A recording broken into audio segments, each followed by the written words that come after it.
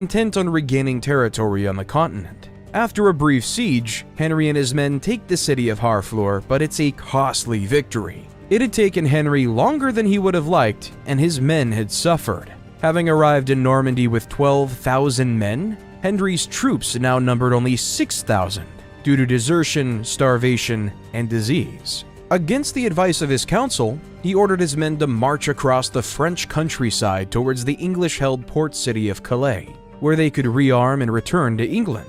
Unable to cross the River Somme, Henry V was forced to make a detour inland where he was intercepted by French forces. Near the village of Agincourt, Henry's men were exhausted. The French army outnumbered them 5-1, and many of the rank and file were suffering from dysentery. Regardless, Henry had little choice but to meet the French in battle. Heavy rain the night before had made the ground around them a marshy bog, and as the astute tactician that he was, he intended to use that to his advantage. At 11 a.m., the French army attacked, mounting a cavalry charge straight at the main English line. Henry brought his archers forward and ordered them to unleash hell. With a 250-meter killing range, the English longbowmen slaughtered the French cavalry, who had been slowed down in the mud. Many were forced to dismount, and some drowned in the thick mud where they stood. By the time the cavalry reached the English line, Henry had ordered his archers to drive large, pointed stakes into the ground, a new tactic never before employed by the English against the French. The charge was rendered useless, and a melee broke out. Eventually, the English archers abandoned their bows and took to fighting hand-to-hand. The tide of the battle quickly turned in favor of the English, who hacked the French soldiers to death, many of whom were stuck in the mud due to their heavy armor.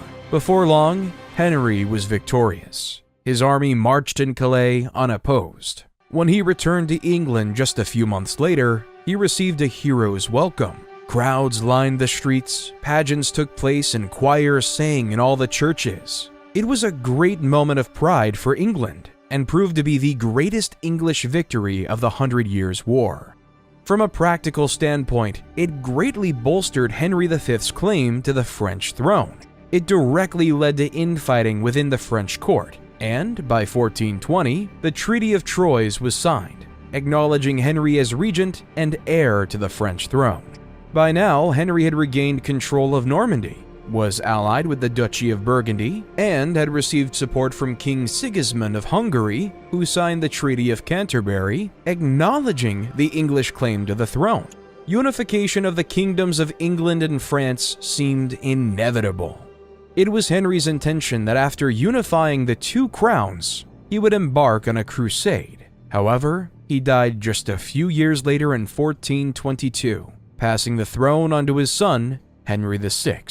While Henry V's reign was short, it transformed England into a powerful player in European politics, and forged in her a new national identity. England once again had land on the continent, and under King Henry, England reached its territorial peak in mainland Europe. Henry VI was crowned at Westminster Abbey on the 1st of September 1422. Young kings were nothing new in the realm, but Henry VI broke every English record, ascending to the throne at just 9 months old and becoming the youngest ever King of England. Still breastfeeding, the burden of administration quickly fell to regents who ruled England together. Just a few months after his coronation in England, the baby King Henry traveled to France and was crowned King of France at Notre Dame Cathedral, in accordance with the Treaty of Troyes his father had signed just a few years earlier. This made King Henry VI the only English king to also be crowned King of France in French territory. While he waited to come of age, Henry's mother Catherine remarried to Owen Tudor and had 2 sons, Edmund and Jasper. Henry gave his half-brothers earldoms in Normandy, and their influence would later have a huge impact on English history. By the time he reached 16, Henry had resumed full authoritative control over England. However, it came at a bad time. It was the beginning of the Great Slump, a period of economic decline that would last for the next 50 years and weaken the crown's power in the realm. Things were only further complicated by the king's problematic personality. Described as shy, passive, and utterly opposed to conflict and violence, Henry VI was nothing like his father, and these traits were undesirable of a king during the medieval times, and made him appear weak in court. Had he been an able administrator, he might have salvaged some respect. But Henry would soon prove to be unreliable in a totally different way.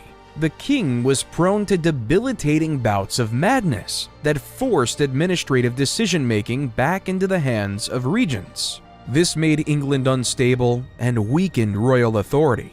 It wasn't long before England declined into anarchy and lawlessness. Disaffected nobles sensed that the crown was weak and capitalized on this, quarreling with one another and amassing private armies to fight for local supremacy. The king would intermittently resume control, but with each bout of madness that afflicted him, his grip on the realm weakened. To make matters worse, the 100 Years' War that had now been raging for 5 generations would sputter to its end under Henry's watch.